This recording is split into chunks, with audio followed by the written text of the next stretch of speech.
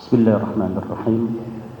Assalamualaikum warahmatullahi wabarakatuh.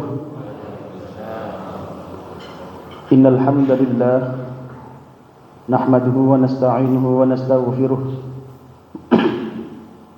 wa na'udzu billahi min shururi anfusina wa min sayyiati a'malina. Man yahdihillahu fala mudilla lahu wa man yudlil fala hadiya lahu. Asyhadu an la ilaha illallah wahdahu la syarika lahu. Iyyahu na'budu wa iyyahu nasta'in. Wa asyhadu anna Muhammadan 'abduhu wa rasuluh al-ba'utsu rahmatan lil 'alamin. Allahumma fashalli wa sallim wa karrim 'ala Muhammadin khatamul anbiya'i wal mursalin imamil muttaqin sayyidul ghurril muhajjalin wa 'ala alihi wa sahbihi ajma'in. Amma ba'd. Fayal hadirun usikum wa iyaya bitaqwallah wa ta'atihi la'allakum tuflihun. Allahumma la sahla illa ma ja'altahu sahla wa anta taj'al hasna idza syi'ta sahla. Amma ba'd. Hadirin Bapak Ibu jemaah rahimakumullah. Dalam Al-Qur'an orang yang beruntung itu dibagi menjadi 4. Ini sebagaimana pernah kami sampaikan pada beberapa kajian yang lalu, yaitu yang pertama adalah untung di dunia tapi rugi di akhirat. Ini tidak ideal. Di dunia kelihatan untung tapi di akhirat rugi. Di dunia kelihatan banyak duit tapi di akhirat masuk neraka. Sama tidak idealnya adalah yang kedua, yaitu di dunia rugi tapi di akhirat untung. Walau masih lumayan tapi nggak ideal juga. Di dunia nggak pernah punya duit misalkan, nggak pernah punya kedudukan misalkan, tapi di akhirat masih ada harapan surga. Lebih baik dari yang pertama tapi masih belum ideal. Yang paling tidak ideal yang ketiga, di dunia rugi, di akhirat rugi. Sudah di dunia nggak pernah dapat jabatan, ya kan? Di dunia nggak pernah jadi kawan dekatnya pimpinan misalkan, nggak pernah dapat tambang, di akhirat neraka, ya. Sudah double sudah. Hadirin, yang keempat adalah yang paling ideal. Apa itu? Di dunia untung, di akhirat surga. Itu paling ideal. Di dunia senantiasa dalam kebahagiaan, di akhirat juga mendapatkan kebahagiaan.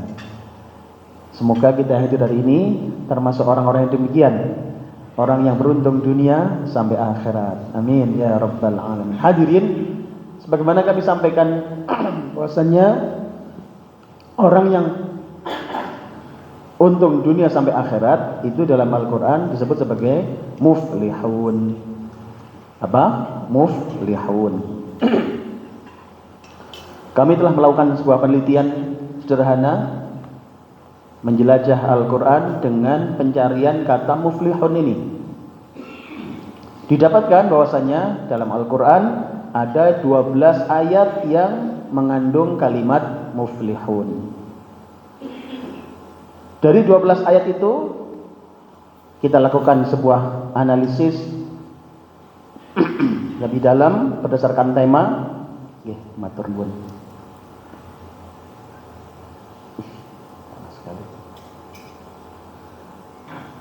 Dari 12 ayat itu maka kemudian menjadi 8 tema besar yang di sana menceritakan tentang apa dan bagaimana menjadi orang-orang yang muflihun itu. Dengan kata lain, ada 8 tema besar yang menjelaskan apa dan bagaimana menjadi orang yang untung dunia akhirat itu. Hadiratullah, alhamdulillah qadarullah, kami sudah menyelesaikan bukunya, sudah menjadi buku tersendiri dengan judul Orang-orang Beruntung di dalam Al-Quran. Hadiratullah, nah salah satu tema yang ada dalam buku itu kami coba angkat pada kesempatan pagi hari ini, melanjutkan yang sebelumnya. Kalau sebelumnya adalah tentang timbangan amal. Orang yang beruntung adalah ketika timbangannya, amal kebaikannya lebih banyak dibanding keburukannya. Maka yang hari ini adalah menjadi Hizbullah atau menjadi golongan Allah. Semoga materi ini bermanfaat dan bisa menjadi tambahan ilmu untuk kita yang ingin mendapatkan kebahagiaan dunia sampai akhirat. Yang ingin lebih lengkap boleh nanti bisa dapatkan bukunya insyaallah. Hadirin Allah, pembahasan kita seperti biasa kami bagi menjadi 3.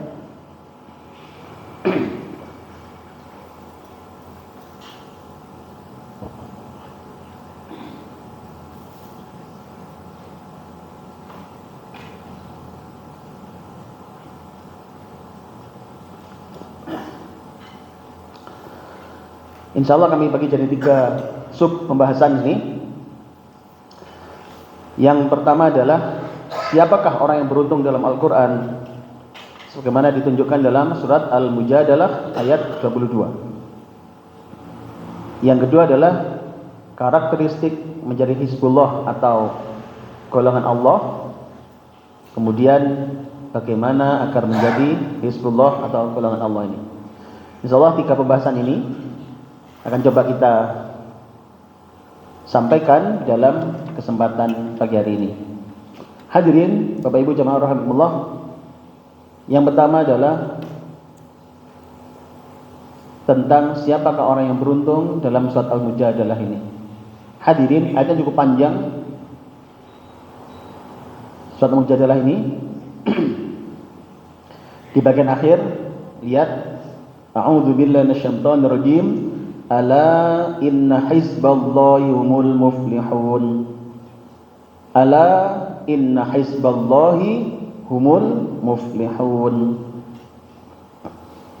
Lihat ada kalimat muflihun di situ sebagaimana disampaikan tadi.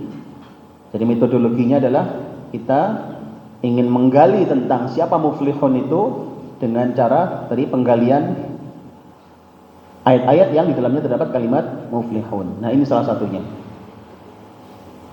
Ala, ketahuilah, inna hizballah, sesungguhnya golongan Allah itu humul muflihun. Mereka adalah orang-orang yang beruntung. Muflihun di sini beruntung dunia dan akhirat. Hadirin, ini terjemahnya cukup panjang.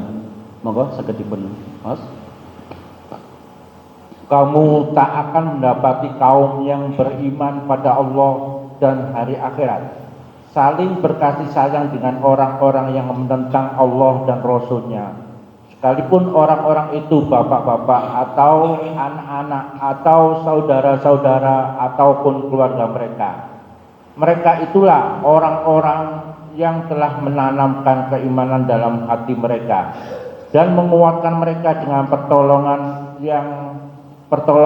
yang datang daripadanya, dan dimasukkannya mereka ke dalam surga yang mengalir di bawahnya sungai-sungai, mereka kekal di dalamnya. Allah ridho terhadap mereka dan mereka pun puas terhadap limpahan rahmatnya. Mereka itulah golongan Allah. Ketahuilah bahwa sesungguhnya Hizbullah itu adalah golongan yang beruntung. Baik, matur nuwun. Hadirin, lihat yang saya kasih warna berbeda itu Bapak sekalian. Ada beberapa yang kasih warna berbeda. Itu sebagai ciri khas Hizbullah. Ciri khas golongan Allah dalam makna ini. yakni ada berkasih sayang dengan orang-orang yang menentang Allah dan Rasulnya. Jadi mereka ini tidak berkasih sayang dengan apa? Orang-orang yang menentang Allah dan Rasulnya. Nanti yang kita jelaskan di belakang. Kemudian Allah ridho terhadap mereka. Lihat tuh. Jadi ini merupakan gambaran ketika menjadi Hizbullah, Allah ridho. Ini merupakan sebuah kebahagiaan tersendiri, Bapak Ibu. Kalau panjenengan bayangkan misalkan dekat dengan pejabat saja, itu sudah mendapatkan banyak privilege ya, mendapatkan banyak keistimewaan. Maka bayangkan kalau kemudian jenengan dekat dengan pemilik surga, jenengan dekat dengan pemilik alam semesta ini, apa yang terjadi kira-kira? Maka kebahagiaan dunia dan akhirat tentu akan didapatkan, insya Allah. Hadirin Allah, mari kita lanjutkan dengan tafsir Al-Muyassar dari ayat ini. Jadi sebagaimana kami sering sampaikan, kalau panjenengan ingin mendapatkan pemahaman tentang Al-Quran, membuka terjemahnya itu sudah membuka pintunya. Tapi kalau ingin lebih dalam, maka tidak bisa tidak kecuali harus belajar tafsirnya. Kita sedang menggali seperti apa sih Hizbullah itu, kita lihat dari tafsirnya. Tafsir Al-Muyassar dinyatakan seperti ini, Pak. Ada, saya kasih warna yang berbeda. Jadi yang warna yang pertama yang merah itu bahwasannya orang-orang yang Hizbullah itu tidak akan pernah mencintai dan loyal kepada orang-orang yang memusuhi Allah dan Rasulnya. Hizbullah itu keberpihakannya itu besar kepada Allah dan Rasulnya. Jadi keberpihakannya besar kepada Allah dan Rasulnya. Ketika ada suatu masalah yang harus memilih, kita ada di posisi mana, maka Hizbullah itu dia berada di pihak Allah, dia membela Allah. Kemudian ada lagi, dia memiliki karakteristik mencintai dan memusuhi karena Allah. Mencintai dan memusuhi karena Allah. Hadirin rahimakumullah, ini karakteristik Hizbullah dalam tafsir ini. Ada ayat yang terkait di dalamnya, ayat yang terkait dengan pemahaman tentang Hizbullah ini, yakni terkait tentang menjadikan wali, menjadikan teman dekat atau menjadikan pelindung. Orang-orang Hizbullah itu tidak akan menjadikan orang kafir sebagai pelindung. Jadi ini karakteristik yang lain lagi. Allah jelaskan dalam Al-Quran surat Al-Imran ayat 28. A'udzu billahi minasyaitonir rajim. لا يتخذ المؤمنون الكافرين أولياء من دون المؤمنين ومن يفعل ذلك فليس من الله في شيء إلا أن تتقوا منهم تقاه ويحذركم الله نفسه وإلى الله المصير. Janganlah orang-orang mukmin Janganlah orang-orang mukmin mengambil orang-orang kafir menjadi wali dengan meninggalkan orang-orang mukmin. Barang siapa berbuat demikian, niscaya lepaslah ia dari pertolongan Allah, kecuali karena siasat memelihara diri dari sesuatu yang ditakuti dari mereka. Dan Allah memperingatkan kamu terhadap diri siksaannya, dan hanya kepada Allah lah kembalimu. Hadirin, Hizbullah itu orang-orang yang menjadi golongan Allah di pihak Allah itu nampak dari sini. Ketika dia menjadikan wali, makna wali di sini bisa dua, Pak. Kalau tafsirnya itu pemimpin salah satunya, yang kedua adalah teman dekat. Masih ingat kasusnya beberapa tahun lalu ketika ada permasalahan Al-Maidah ayat sekian-sekian, masih ingat? Itu kan ada yang menyatakan kan nggak selalu pemimpin. Memang iya. Jadi tidak bisa langsung dijadikan alasan pemimpin, alasnya begitu. Karena maknanya bisa jadi teman dekat. Ya. Artinya memang ada dua makna memang. Nah, orang-orang yang Hizbullah itu tidak menjadikan teman dekatnya itu dari kalangan orang-orang yang menentang Allah, dari orang-orang yang menentang Rasulullah, dari orang-orang kafir. Tidak, dia selektif, Pak. Dia milih dari orang-orang yang beriman. Jadi dia ada di pihak Allah. Lah kalau kemudian teman dekat saja dia tidak milih yang dari golongan orang-orang penentang Allah dan Rasulnya, apalagi jadikan pimpinan. Kan begitu aja cara berpikirnya. Teman dekat saja milih kok, apalagi jadi pemimpin. Kira-kira beresiko mana? Teman dekatnya salah atau pemimpin yang salah? Belum? Ini kok main pinggir jurang begini ya jadinya. Tapi ini perlu tahu, karena apa? Karena memang disinilah ketika Hizbullah itu ternyata la yattakhidul mu'minuna al-kafirina awliya min dunil mu'minin. Jika masih ada pilihan, Pak, pilihannya adalah orang beriman, yang dipilih orang beriman. Makanya harus kasih pilihan. Jadi memang dalam seluruh pentas kehidupan kita inilah harus ada alternatif-alternatif. Orang beriman harus memajukan menyiapkan dirinya sebagai alternatif. Jangan sampai nggak ada alternatif, Pak. Karena apa? Karena orang-orang Hizbullah dia akan memilih orang-orang yang beriman. Hadirin, ini terkait tentang menjadikan wali. Maka orang-orang yang Hizbullah dia tidak akan menjadikan wali dari orang-orang kafir. Hadirin rahimakumullah. Ada lagi, ini dalam tafsir Al-Muyassar untuk perjelas ini. Kita lihat. Tafsir Al-Muyassar terkait tentang Al-Imran 28 tadi. Cukup panjang, monggo Pak. Silakan. Allah melarang kaum mukminin mengangkat kaum kafir sebagai orang-orang yang diutamakan dalam memberikan kecintaan dan pertolongan kepada mereka dengan tidak mempedulikan kaum mukminin. Nah, itu dulu. Satu dulu. Lihat, Pak. Bahwasanya orang-orang yang Hizbullah itu ketika bicara kecintaan, kedekatan itu sudah milih, Pak. Sudah milih. Jadi kalau banyak ingin menjadi Hizbullah yang tadi mendapatkan jaminan keberuntungan dunia akhirat, dimulai dari milih, Pak. Teman tuh milih. Loh, apa yang lain kemudian nggak dijadikan teman?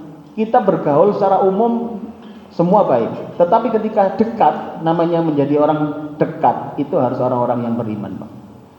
Pastikan orang-orang yang beriman. Kenapa? Karena itulah perintah Allah. Hikmahnya, kalau yang dekat dengan orang-orang yang beriman, itu lebih nyaman, Pak. Satu ide, satu semangat.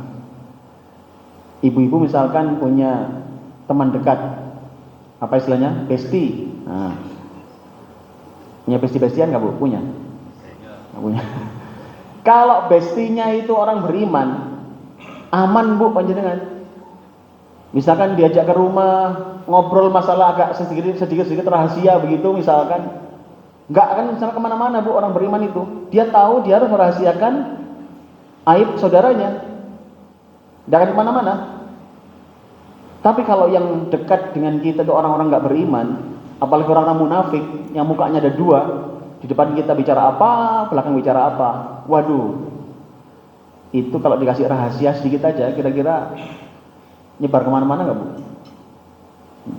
Oh, nggak dikasih rahasia aja dia nyoba cari tahu kok.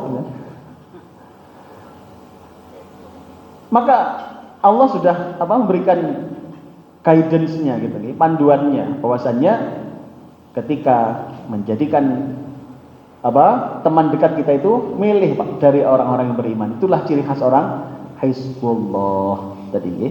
Lanjut Pak. Barang siapa menjadikan mereka sebagai orang-orang yang dijadikan loyalitas, maka sungguh dia telah berlepas diri terhadap Allah. Nah, sampai itu dulu Pak. Nah, ketika bicara loyalitas, kita punya loyalitas. Teman dekat itu kan kadang-kadang teruji dengan ada loyalitas, betul tidak Pak?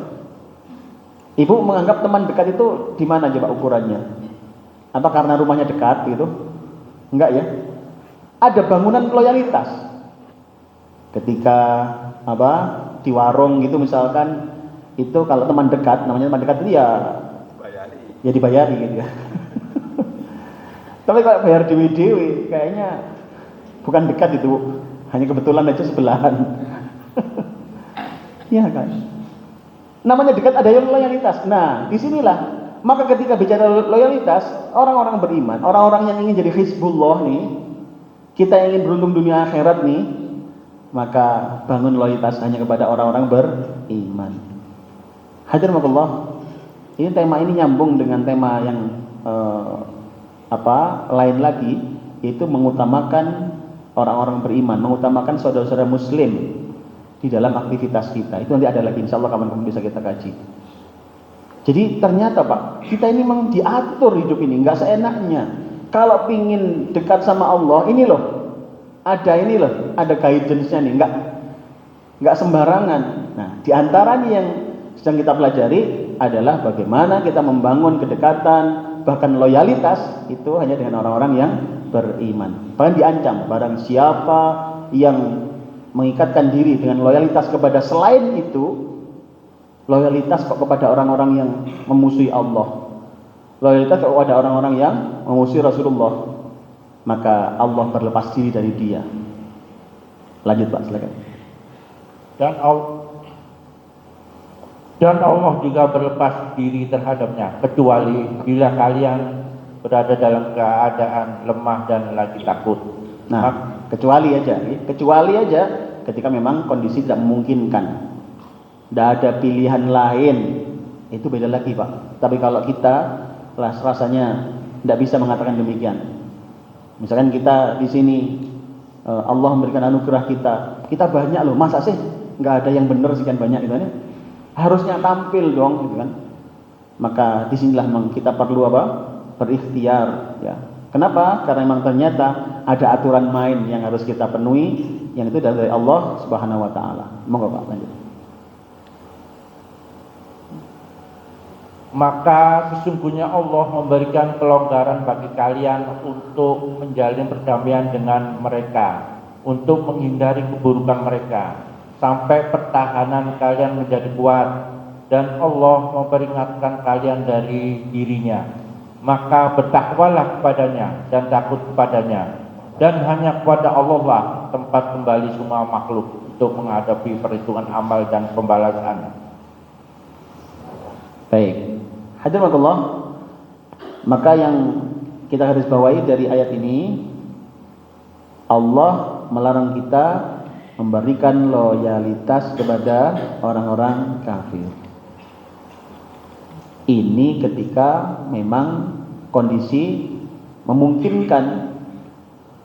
Kalau misalkan penjenengan di negara-negara yang memang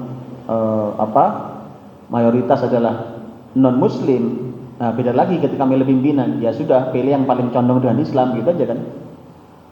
Hadiratullah, ini ciri khas Hizbullah. Ada lagi Pak, nanti akan bisa kita rangkum, bisa kita ketahui seperti apa sih Hizbullah itu, sehingga sampai pada titik kalau kita ingin menjadi orang beruntung dunia akhirat, kan jadilah Hizbullah tadi kan. Kayak apa Hizbullah ini gitu loh. Jadi memang metode pembahasan ini seperti itu, sehingga sampai pada sebuah kesimpulan, ini loh yang dimaksud dengan ayat ini. Hadiratullah. Nih, ada lagi Pak. Dalam Taubah ayat 24. Lagi-lagi cukup panjang ayatnya memang menjelaskan masalah ini. Ada di At-Taubah ayat 24. Tentang milih Allah atau dunia. Monggo Pak. Katakanlah, jika bapak-bapak, anak-anak, saudara-saudara, istri-istri, kaum keluargamu, harta kekayaan yang kamu usahakan, perniagaan yang kamu khawatirkan kerugiannya, dan tempat tinggal yang kamu sukai adalah lebih kamu cintai dari Allah dan Rasul-Nya, dan berjihad jalannya, maka tunggulah sampai Allah mendatangkan keputusannya, dan Allah tidak memberi petunjuk kepada orang-orang yang fasik. Baik. Hadirin, tadi. Oke. Hadirin wakallah, ayatnya cukup jelas di sini. Kita kadang memang ada sebuah kondisi yang kita harus memilih. Milih mana? Milih Allah atau dunia? Ini kalau bahasa sederhana kita, misalkan ibu-ibu ketika mau sholat misalkan, ternyata sinetronnya episode terakhir episode pemungkas misalkan, kira-kira pilih mana Bu? Melanjutkan episode terakhir ataukah sholat isya misalkan? Belum? Mana? Atau sholat isyanya di depan TV gitu ya? Jadi sholat isya di depan TV. Ya Allah, ini mah kadang-kadang harus milih Pak. Milih mana? Allah atau dunia? Jadi ketika pilihan itu datang, maka orang-orang yang Hizbullah itu akan tampil Pak. Dia akan mengutamakan Allah. Ego-ego sektoral, ego-ego golongan itu sangat mungkin terjadi. Kan disindir kan? Katakanlah jika bapak-bapakmu, anak-anakmu, saudara-saudaramu, pasangan-pasanganmu gitu kan, jika itu lebih diutamakan dari Allah dan Rasulnya, maka tunggu saja gitu kan. Artinya apa? Ketika kita ini kedekatan secara kedekatan secara emosional, kedekatan secara nasab saja itu nggak boleh diutamakan Pak, melebihi Allah dan Rasulnya. Apalagi yang urusan-urusan hanya misalkan hanya masalah golongan lah, baju lah, bendera lah. Hadirin Allah, disinilah kemudian kita sadar bahwasannya Hizbullah itu dia mengutamakan nilai-nilai yang bikin Allah ridho. Dia mengutamakan itu dibanding pilihan-pilihan duniawi. Misalkan begini, kalau ketika ada orang baik sama kita, sedangkan dia bukan satu jamaah masjid dengan kita misalkan, kok kita tidak melaksanakan perintah Allah? Misalkan kalau diberikan kebaikan kan balas kebaikan, gitu kan? Balas kebaikan. Jadi kalau diberikan kebaikan, balas dengan kebaikan yang sama atau bahkan lebih. Kalau panjang diberikan kebaikan, itu kan perintahnya balaslah dengan kebaikan yang sama atau bahkan lebih.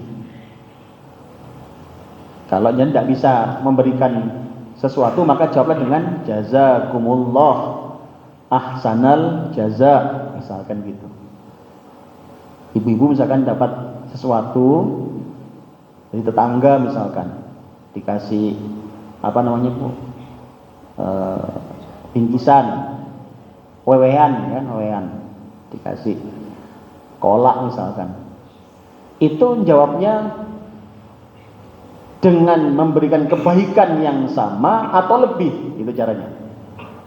Kalau tidak bisa ngasih sesuatu, maka jawablah dengan jazakumullah ahsanal jaza, jazakumullah khairan katsiran. Doakan beliau mendapatkan balasan yang besar dari Allah Ta'ala, begitu kan? Kalau yang ngasih ternyata tetangga yang enggak sejamaah sama kita, kira-kira tetap dijawab begitu nggak Bu? Masih ya? Jangan-jangan dibedakan. Wah, karena bukan golongan saya nih. Jazakumallahnya singkat-singkat banget. JSKL ya, JSKL. Disingkat-singkat sama dia gitu kan. Dibedakan begitu. Wah, itu nggak benar. Sudah ikuti Allah saja. Allah dahulu begitu, Allah perintah begitu, Rasulullah nyontohkan begitu, ikuti saja sudah. Ya kan? Jadi ukurannya adalah Allah dan Rasulnya, bukan masalah bendera, bukan masalah baju, bukan, sudah. Jadi memang disinilah tingkat kedewasaan berpikir itu akan semakin diuji. Yang diutamakan adalah Allah dan Rasulnya. Contoh lagi begini, kalau dalam Al-Quran surat Ar-Ra'd ayat 20-23, Bapak Ibu boleh cek, itu adalah Allah menjelaskan tentang calon-calon penghuni surga Aden. Ya. Orang-orang yang akan mendapatkan surga Aden, Bapak Ibu, itu adalah diantara ciri khasnya, kriterianya adalah apa? Membalas keburukan dengan kebaikan. Membalas keburukan dengan kebaikan. Sekarang standar ini datang dari Allah. Kalau pelaksanaan kita kira-kira pilih-pilih enggak? Misalkan kalau yang keburukan itu datang dari apa? Teman sendiri, kita balas dengan kebaikan. Tapi kalau datang dari sebelah, gimana coba? Nyambung nggak Ibu? Paham betul Bu jenengan? Paham ya? Paham. Maka jangan dibeda-bedakan begitu loh. Allah ngutus kita balas dengan kebaikan, ya kebaikan saja. Hadirin, konsep silaturahim pernah dengar? Dalam silaturahim itu kan salah satu caranya adalah apa? Silman qata'aka, sambung yang putus. Jadi silaturahim itu ciri khasnya adalah silman qata'aka, sambung yang putus. Banyak pirsa, pahalanya silaturahim itu seberapa besar? Diberikan panjang umurnya, terus diberikan luas rezekinya, terus ada lagi tuh Pak di hadis yang lain. Apa itu? Diberikan keluarganya itu ditata oleh Allah Ta'ala. Luar biasa orang silaturahmi itu Pak. Nah sekarang misalkan bayangkan ujian datang nih, sesama kerabat kita ternyata beda ormas nih misalkan. Kira gimana?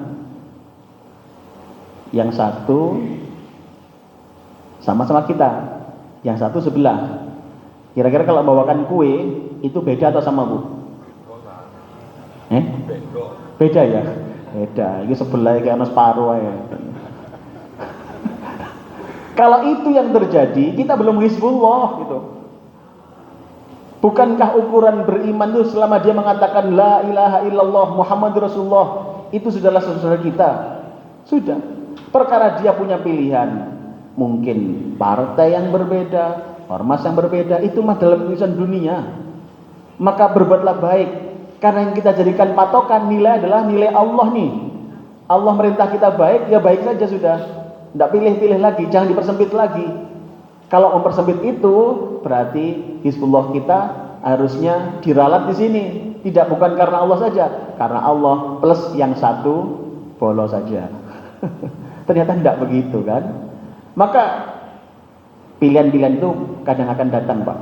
Dan ujiannya adalah kita mengutamakan mana?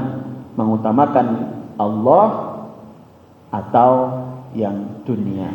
Hadirin Allah, ini karakteristik yang berikutnya lagi. Jadi kalau tadi apa Pak? Yang pertama tadi loyalitasnya kepada Allah, gitu kan? Apalagi tadi? Kemudian ketika apa? Urusan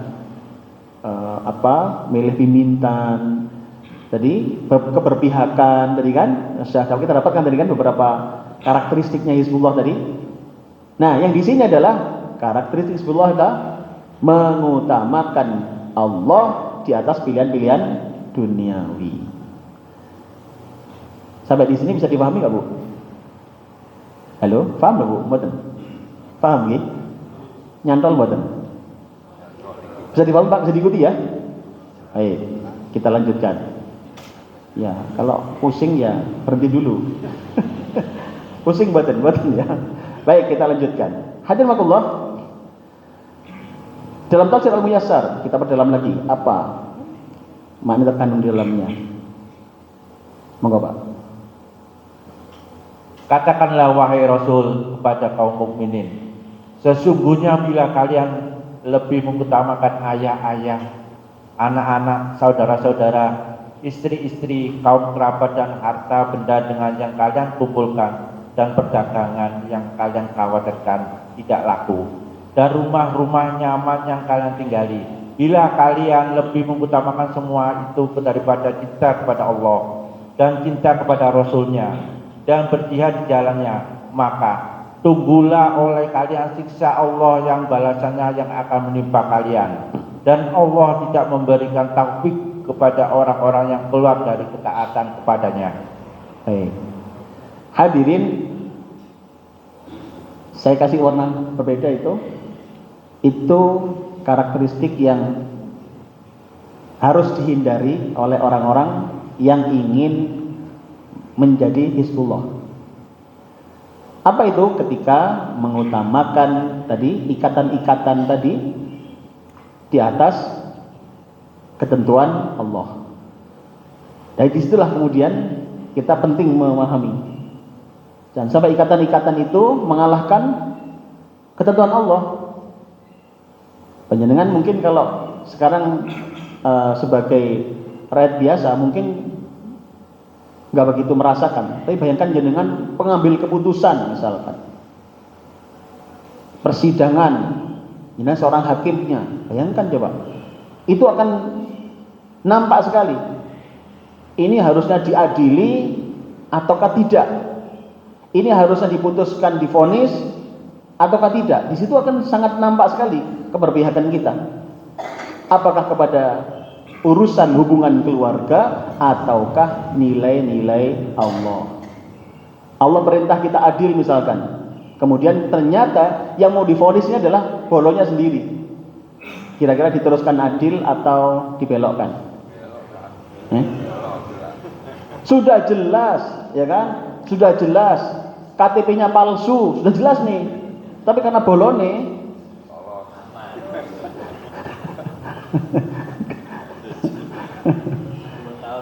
iya. Aman karena bolonya.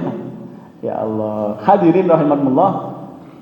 Disinilah maka ketika kita keberpihakan ini seperti apa akan teruji, Pak. Ketika kita pada titik kita memutuskan itu, berbuat adilkah kita ataukah condong hanya karena bolo dan semacamnya. Hadirin rahimakumullah. Maka saya tambahkan di sini sebagai quote-nya. Bahwasanya orang-orang yang Hizbullah itu dia mengutamakan ketaatan kepada Allah dan Rasulnya di atas hubungan-hubungan keluarga. Kalau hubungan keluarga saja itu harus dikalahkan, apalagi hubungan yang lain yang lebih-lebih longgar. Ayo kita berikhtiar. Kalau panjang ingin menjadi orang-orang yang Hizbullah, keberpihakan kepada Allah harus lebih diutamakan. Hadirin Allah, kadang memang perasaan itu pasti muncul. Bayangkan, misalkan mengingatkan anak sendiri, misalkan mau sholat subuh, anak ngantuk, itu kira-kira diteruskan mengingatkan atau kasihan? Kasihan ya. Padahal jenengan, saya sering contohkan kan, sayang itu tidak selalu menuruti maunya. Sayang itu tidak selalu menuruti maunya. Jenengan sayang dengan sesama muslim, itu justru teruji dengan tidak selalu menuruti maunya. Saya contohkan ya, mungkin masih ingat percontohan saya ini. Kalau jenengan misalkan pas jalan-jalan di sini sampai ke sungai apa itu Pak yang besar itu belakang itu dalam Berantas ini bukan ya belakang itu. Nah, kalau Berantas lah sudah guys. Pas lewat situ ya jenengan terus mendapati ada teman di situ, temannya satu perumahan, tengok-tengok di pinggir sungai itu Pak, pinggir jembatan. Ditanya, Mas apa lapo sama nang kene? Aku apa bunuh diri mau nyegur ke sungai. Kira-kira yang benar bagaimana Pak? Yang bener panjenengan tarik orangnya atau dijungkrakno pisan?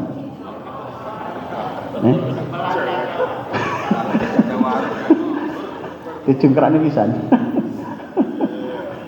Iya kan? Ya Allah. Maka kita tarik, betul tidak?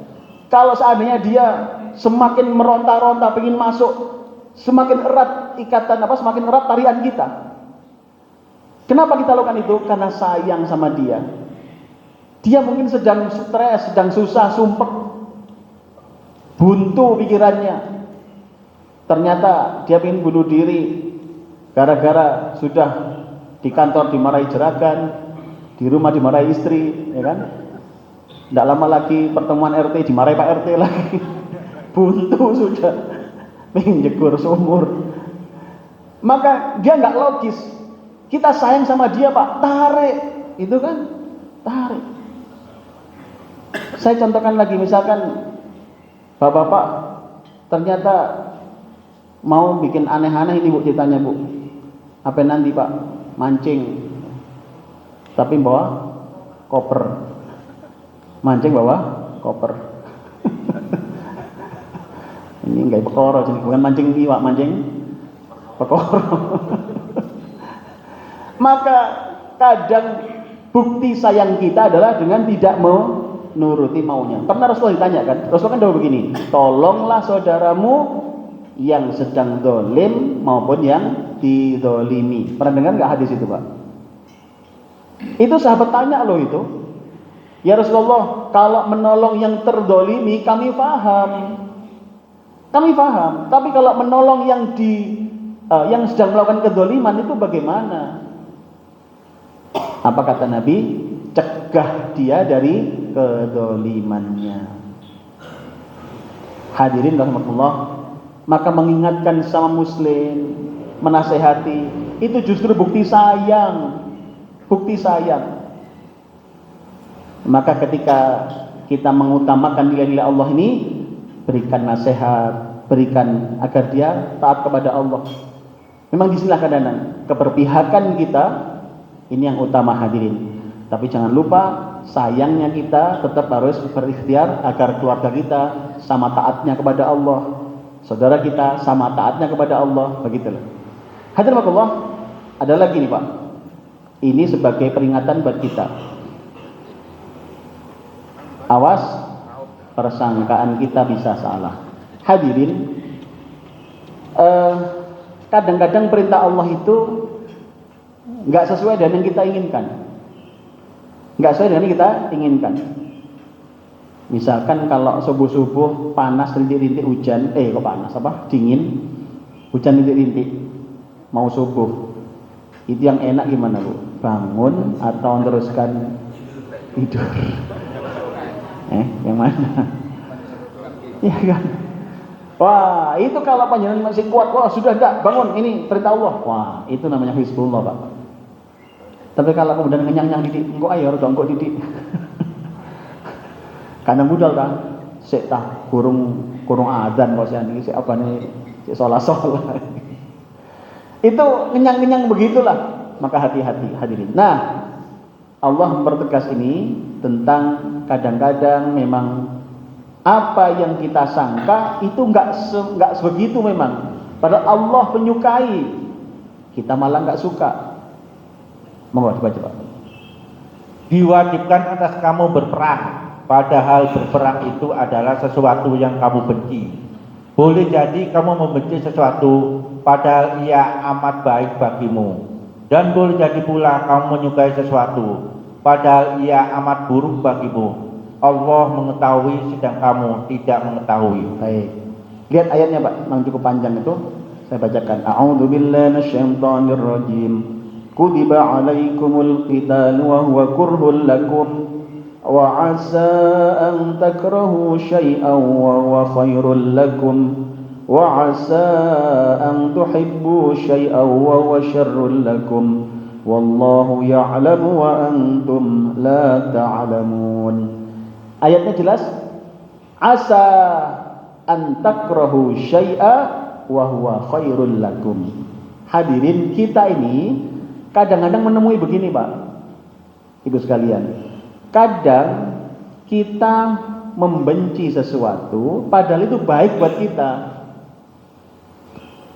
Kita membenci sesuatu padahal itu baik buat kita. Sebaliknya, kadang kita menyukai sesuatu padahal itu berbahaya buat kita. Maka ukuran kecondongan itu memang harusnya adalah perintah Allah. Allah Maha Tahu. Bukan adalah persepsi kita. Bukan persepsi kita. Karena persepsi kita bisa salah. Nah, ini untuk memperkuat tadi. Bahwasanya menjadi Hizbullah itu keuntungannya jenengan akan di dunia ini akan lebih beruntung sudah. Kenapa? Karena yang kita ikuti adalah perintah Allah, kehendak Allah, ketentuan Allah yang tahu segalanya.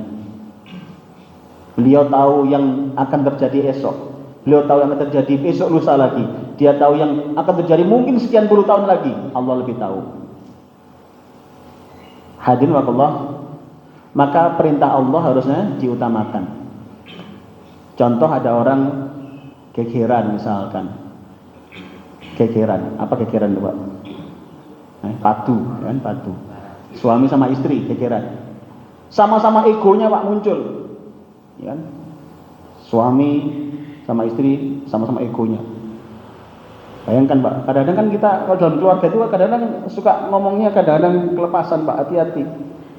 Kan pernah ada kisahnya itu kan ya.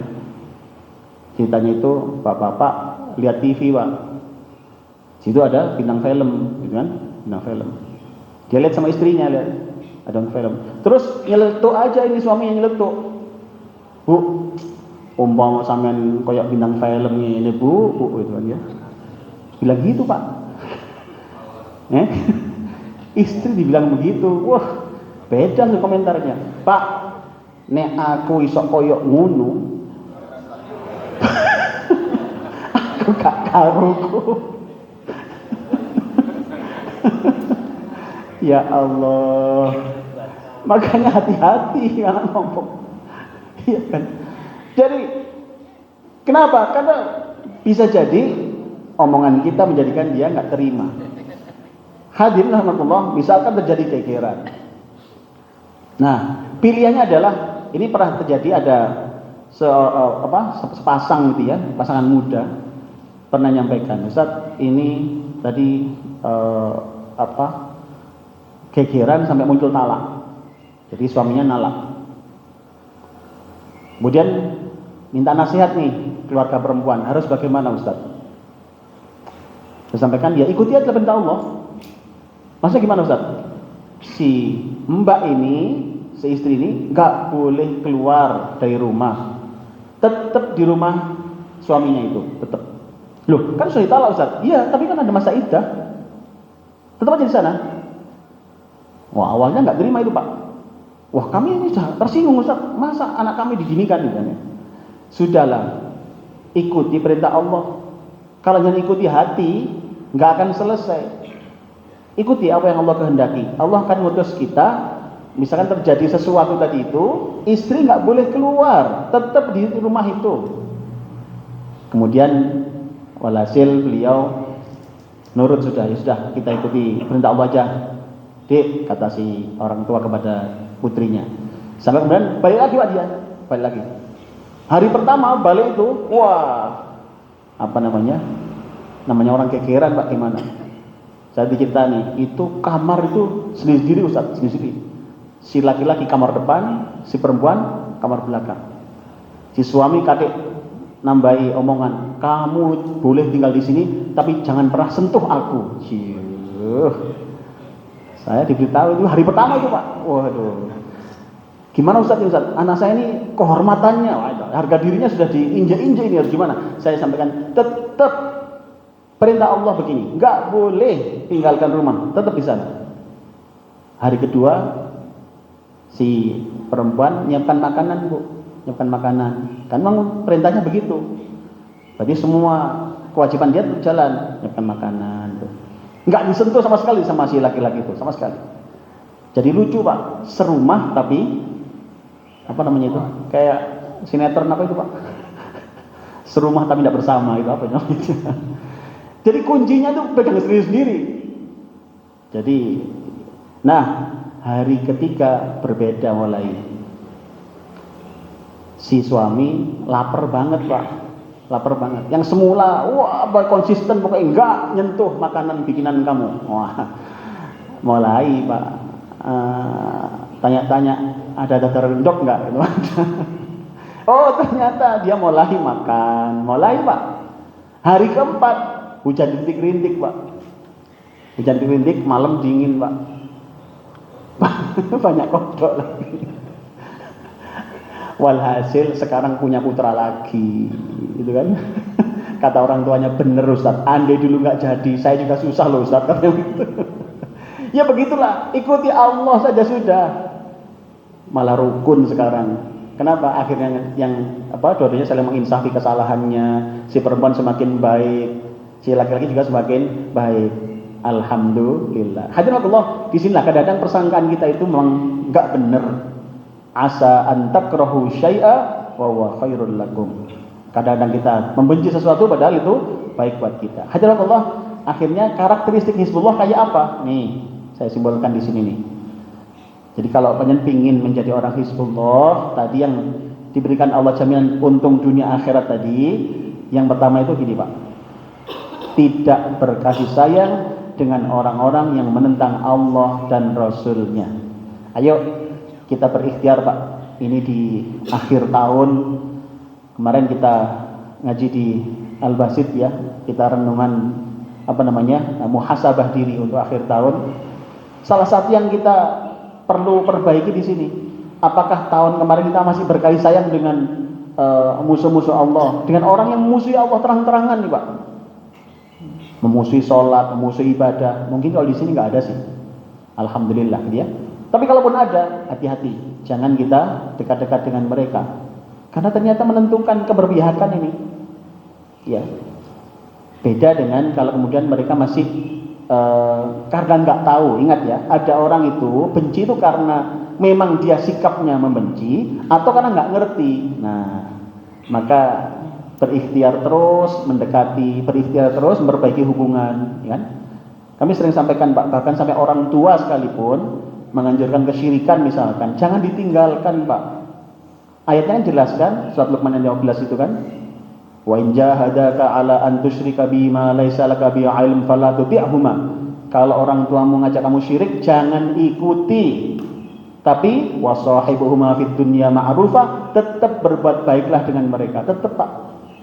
Jangan hanya gara-gara orang tua kita di desa misalkan, kemudian ikut kegiatan di sebelah misalnya, terus wah jadi tiba-tiba jadi musuhan gitu. Jangan. Ketika kirim amplop, biasanya kita kirim amplop seisinya, gara-gara beliau ikut sebelah, kirim aja amplopnya saja. Dibuka sama orang tuanya, amplop itu lah mama sih sekarang ikut sebelah. Tidak juga begitu Pak, tetap yang baik hubungan. Sahabat Nabi itu tetap berbaik pada orang tuanya, walaupun orang tuanya nggak menerima Islam awalnya itu. Kemudian menjadi asbabul hidayah, menjadi penyebab hidayah, akhirnya masuk Islam. Nah, jadi ini catatan saya. Jadi tidak berkaitan kepada orang menentang agama, menentang Allah dan Rasulnya itu, ketika masih ada peluang untuk diperbaiki, terus Pak, dekati hubungan baik. Semoga itu menjadi asbabul hidayah. Kemudian tidak mencintai dan loyal kepada orang-orang yang memusuhi Allah dan Rasulnya. Tadi kan ya, tidak berkasih sayang, tidak loyal dengan orang-orang yang memusuhi Allah dan Rasulnya. Ini adalah orang-orang yang Hizbullah. Yang terakhir, lebih mengutamakan ketaatan kepada Allah daripada kecintaan kepada dunia. Hadirin rahimakumullah. Maka orang-orang yang Hizbullah itu di sini Pak, keberpihakan kita. Kita lebih berpihak kepada siapa? Kepada golongankah, atas nama bajukah, ataukah kita memang mengutamakan karena Allah? Kita akrab, kita baik dengan saudara kita muslim, itu bukan karena hanya urusan satu baju, tapi karena mereka adalah karena ini perintah Allah. Kita tidak menjadikan mereka bahan ghibaan, bahan gunjingan, bahan Jangan Pak. Ingat, menyakiti orang muslim itu berat Pak di dalam dalam pandangan Allah itu. Maka kalau itu adalah saudara kita muslim sudah, jangan. Kalau dia memang memiliki kesalahan, selesaikan dengan benar, bukan dengan menjadi bahan gunjingan. Inilah akhlak dalam Islam. Hadirin Allah, maka ketika keberpihakan kita adalah diuji antara kepada Allah atau kepada selain Allah, Hizbullah akan mengutamakan ketaatan kepada Allah daripada kecintaan kepada dunia. Akhirnya menjelang di akhir tahun ini gitu ya, sambil kita refleksi diri Pak, apakah tahun ini sudah menjadi Hizbullah atau belum kira-kira Pak? Sudah ya? Insya Allah. Kemarin saya ajak nilai Pak di Al-Basit, ajak nilai. Coba boleh kasih nilai. Berapa nilainya Pak kira-kira Hizbullah kita? Kalau skalanya 1 sampai 10 berapa kira-kira Pak tahun ini? 6,5 ya, 6,5 lumayan sudah, alhamdulillah. Tahun depan lebih baik gitu ya. Jadi kita mari hubungan baik dengan sesama muslim dibangun. Kami ingatkan terakhir kami ingatkan Ali Imran 112 Bu. Itu Allah menjelaskan kepada kita tentang keseimbangan antara hablum minallah, hablum minannas. Seimbang Pak. Ingat itu, tidak bisa salah satu. Kita memang harus khusyuk sholat, iya. Di saat yang sama harus baik dengan tetangga. Kita memang harus semakin kuat tauhidnya, iya. Tapi saat yang sama hormati orang tua, hormati memaafkan dengan sesama kaum muslimin. Itu adalah bagian dari hablum minallah, hablum minannas. Jangan mudah-mudahan gara-gara hanya beda sedikit tiba-tiba menjadi enggak bolo-boloan, enggak sopo-sopoan, jangan. Kesederhanaan keseimbangan antara hablum minallah wal minannas tetap harus dijaga, dan kita berikhtiar semoga itu menjadi asbabul hidayah bagi saudara kita di luar sana. Mungkin mereka enggak kenal, mereka mengira kita ini apa, setelah kenal oh ternyata bagus ya, oh ternyata begini ya. Jadi ingat tak kenal maka tak sayang, ya kan? Maka perkenalkan yang baik hubungan, jangan egoisnya. Kenapa? Ternyata keseimbangan antara Allah dan makhluk dalam hal hubungan kita ini sama-sama pentingnya. Semoga manfaat. Akhirnya selamat belajar menjadi Hizbullah atau golongan Allah. Kita berdoa, Allahumma shalli ala Muhammad, alhamdulillah rabbil alamin. Rabbana taqabbal minna innaka antas samiul alim wa tub alaina innaka tawwabur rahim. Ya Allah ya Rahman ya Rahim, ampuni dosa kami ya Allah, dosa kedua orang tua kami, guru-guru kami dan seluruh kaum muslimin ya Allah. Ya Allah ya Rahman ya Rahim, mohon terima amal ibadah kami ya Allah. Mohon terima salat kami, puasa kami, zikir kami, baca Quran kami, sedekah kami dan seluruh amal-amal kami ya Allah. Walaupun kami sadar mungkin banyak kurang-kurangnya di sana sini ya Allah. Mungkin kurang ikhlasnya, mungkin kurang benernya, mungkin kurang sesuai contoh Nabi-Mu. Mohon ampuni kami ya Allah. Mohon bimbing kami memperbaiki diri setelah ini ya Allah. Rabbana hab lana min azwajina dzurriyyatina qurrata a'yun waj'alna lil muttaqina imama. Ya Allah, untuk putra-putri kami, keluarga kami, jadikan mereka orang-orang yang mencintai-Mu ya Allah, mencintai Rasul-Mu dan setia dengan Islamnya ya Allah. Ya Allah, jadikan putra-putri kami sebagai penyejuk hati kami. Jadikan putra-putri kami menjadi orang-orang yang kelak meringankan beban kami dunia sampai akhirat. Menjadi orang-orang yang kelak membahagiakan kami dunia sampai akhirat. Ya Allah, untuk putra-putri kami yang saat ini dekat dengan kami, mohon kuatkan kami, bimbing kami ya Allah. Berikan kami kemampuan menjadi contoh kebaikan buat mereka ya Allah. Dan untuk mereka yang jauh dari kami ya Allah, mungkin di luar kota atau di luar negeri, mohon bimbing kami ya Allah. Mohon jaga mereka ya Allah. Mohon jaga zahir batinnya ya Allah. Mohon dekatkan mereka dengan orang-orang soleh di sana. Dekatkan mereka dengan para ahli Al-Quran di sana. Dekatkan mereka dengan orang-orang dan teman-teman yang baik di sana ya Allah. Dan jauhkan dari teman-teman yang jahat. Rabbana atina fid dunya hasanah wa fil akhirati hasanah wa qina adzabannar. Ya Allah, kami sadar umur ini semakin hari semakin habis ya Allah. Kami sadar kehidupan kami ini pada saatnya akan berakhir dengan ajal ya Allah. Maka mohon ya Allah bimbing kami di akhir masa kehidupan kami ya Allah. Di sisa umur kami ini ya Allah, jadikan sisa umur yang paling barokah, sisa umur yang paling manfaat, sisa umur yang paling banyak kebaikannya dan paling sedikit kemudaratannya. Ya Allah, untuk saudara kami yang ada di Palestina, yang ada di Sumatera, ada di Aceh, di Sumatera dan di berbagai belahan bumi yang lain yang sekarang kena musibah, mohon ampuni dosa-dosanya, berikan kekuatan batin dan dohirnya ya Allah, berikan mereka kebaikan ya Allah, menjadikan mereka sebagai orang-orang yang penuh dengan kebaikan ya Allah, dan mohon ampuni kami yang dari jauh hanya bisa mendoakan mereka ya Allah. Rabbana atina fid dunya hasanah wa fil akhirati hasanah wa qina adzabannar. Wa sallallahu ala Muhammad walhamdulillahi rabbil alamin. Hadirin, demikian apa yang kami sampaikan. Semoga kajian ini bermanfaat bagi kita semuanya untuk merefleksi diri, untuk berikhtiar menjadi hizbullah, menjadi golongan Allah. Akhirnya selamat berikhtiar menjadi orang yang beruntung dunia akhirat dengan jalan menjadi hizbullah. Matur nuwun semuanya. Kita alhamdulillah rabbil alamin. Subhanakallahumma bihamdika asyhadu an la ilaha illa anta astaghfiruka wa atubu ilaik. Assalamualaikum warahmatullahi wabarakatuh.